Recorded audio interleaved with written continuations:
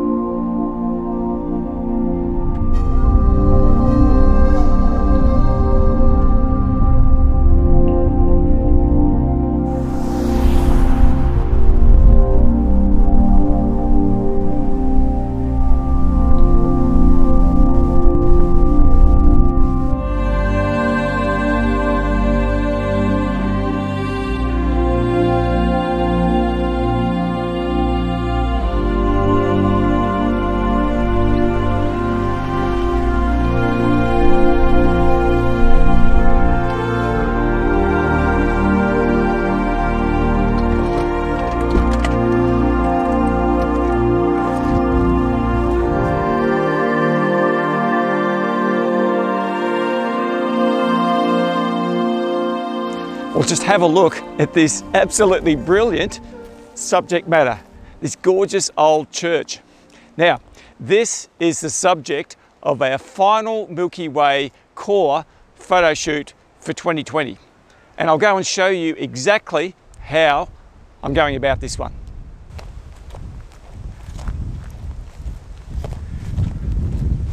So this is the Bible Christian Church. Up there on the sign, built in 1869.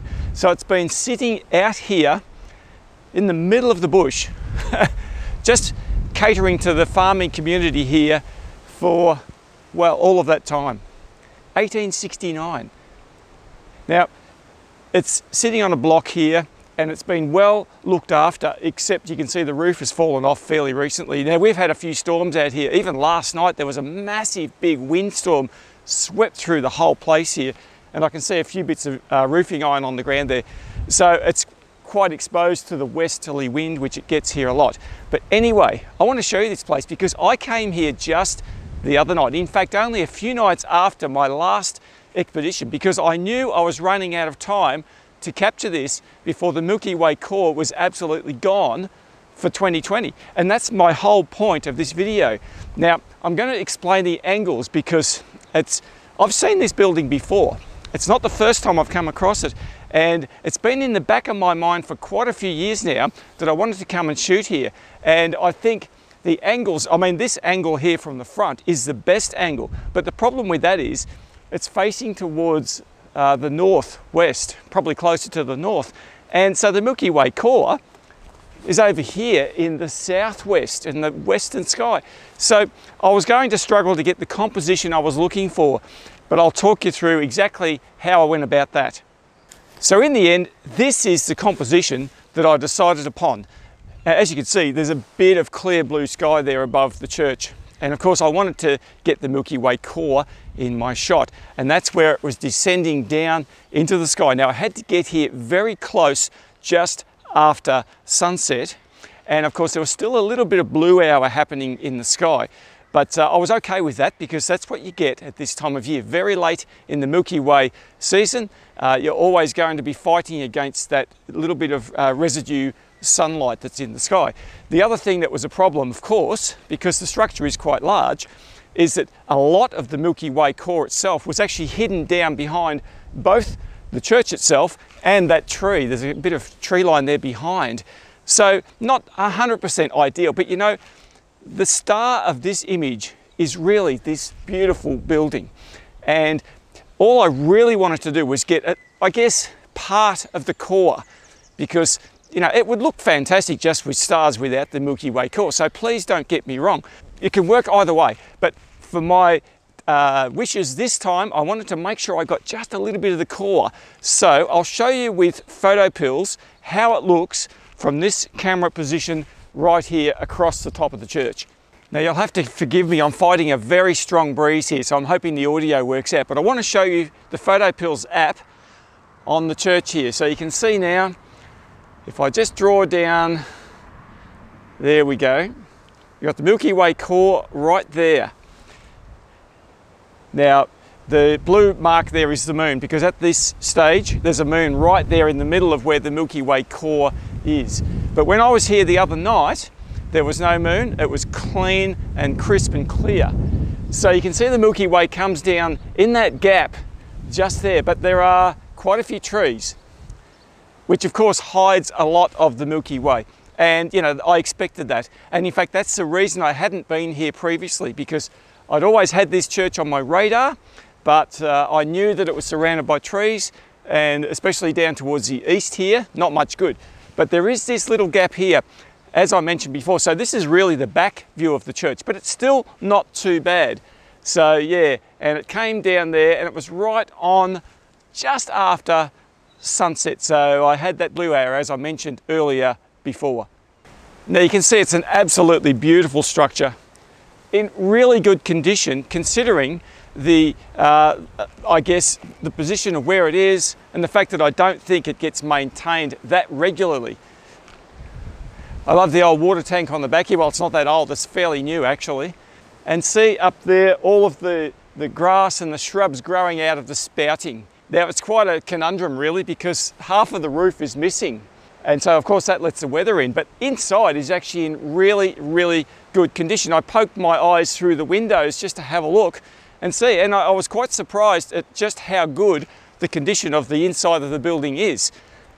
One of the other things I love was just this little stack of kindling here. So someone's been and cleaned up. The garden and the surrounds here are quite good. And so I decided to feature this in my shot. So I put some light painting over it, and just to give it a little bit of a feature, because I can't hide it from the foreground in my image, so I may as well feature it. And that's one of the things I'll do a lot, is actually, if there's something in my shot that I can't actually hide, that I think, well, maybe I don't want that, then I'll just feature it and try and make it look okay. And that little gathering of sticks there, it looks like a fire ready to go, doesn't it? I'll tell you what, the last thing you want out here is a fire. It is very dry. I know it's not even into summer properly yet, but if a fire goes here, especially with this wind that we've got today, goodbye everything. So inside of this end of the building, as you would imagine, because the roof has disappeared, it's not in as good a condition. I mean, it looks like it used to be great, but down the other end, it's in really good condition. Now, when I was here the other day, I spent a lot of time just trying to evenly light paint the side of these buildings. Now, they can be quite difficult because of these brick pillars that come out, and they come away from the main building. As soon as you put a light on them, they shade this part in here.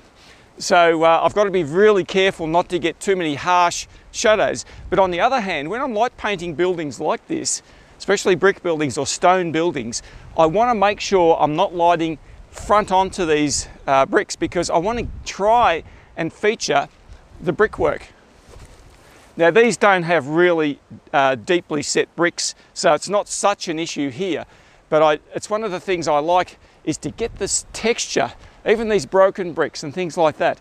So this tank obviously is not as old as the rest of the building, but it fits in. It's good, and I like the tank stand here and the bricks around. So I was careful to try and make sure I included that as part of the feature, but I don't want to make it too prominent, because the building is what I want to be prominent. So it's just a little bit of kiss of light on the side. And I like, when I'm light painting something round like that tank there, I like to get the light onto the edge of it.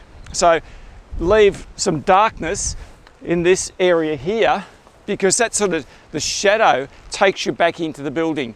And that's what I was trying to do with this shot.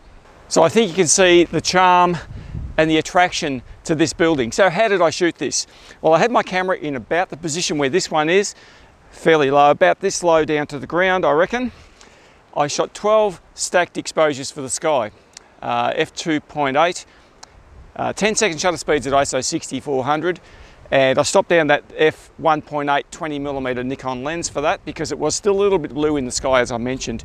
Then I took a sequence of 12 light painted shots, and I walked all the way around the building, different angles, different types of shots. They were all 10-second shutter speeds as well, at f5, at ISO 500, and I think this is one of my favourite shots for the whole of 2020.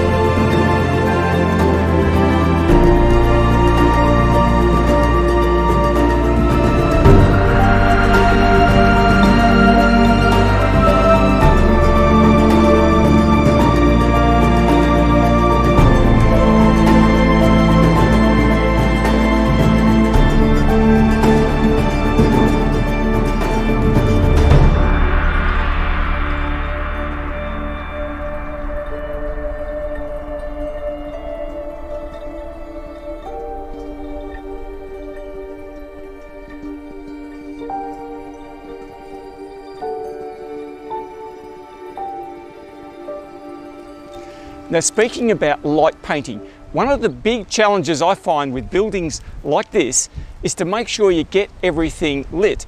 Now, you might think, oh, that's easy, you just light every section at a time. And well, there is an element of that, but you know, sometimes you just get so carried away with what you're doing that you don't realize which bits you have done and which bits you're yet to do. So I think it's really important to have a sequence. In other words, start at one end of the building and move across to the other end. And what I tend to do is try sometimes to get a generic shot, if you like, just from an angle that lights up a lot of stuff just in one shot. And that's, if you like, a backup, just in case you miss something. But you know, the real key to light painting a building like this is not to overdo it.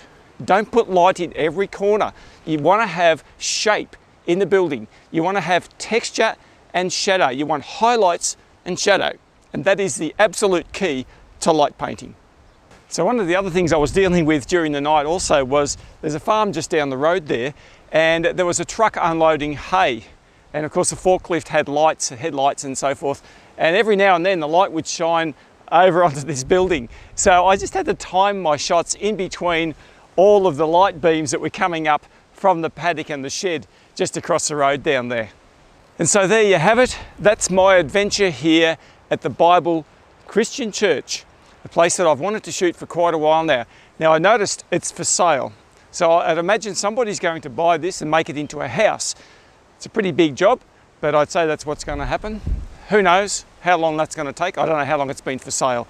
But you know, structures like this are just fantastic subjects for nightscape photography. And you know, the fact that I hadn't shot here because of those trees, you know, I say to myself all the time, why do I do that?